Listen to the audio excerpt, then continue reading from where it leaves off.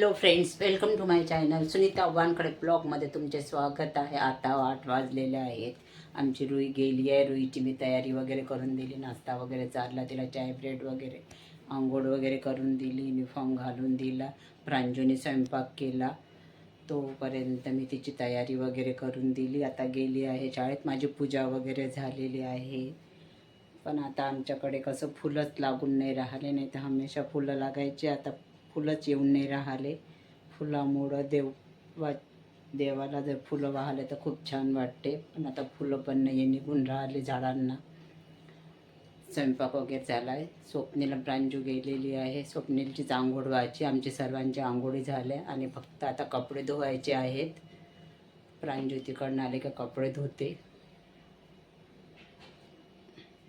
काल वाढदिवस असल्यामुळं स्वप्नीलचा आम्ही नाश्ता हॉटेलमध्ये गेलो होतो.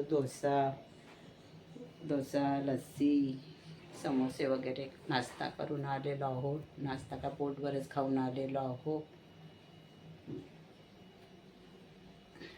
काल 2 कुर्त्या बोलावल्या ऑनलाईन, एक प्रांजूसाठी आणि एक माझ्यासाठी. चला आता त्याला शिलाई मारायला पाठवते मी.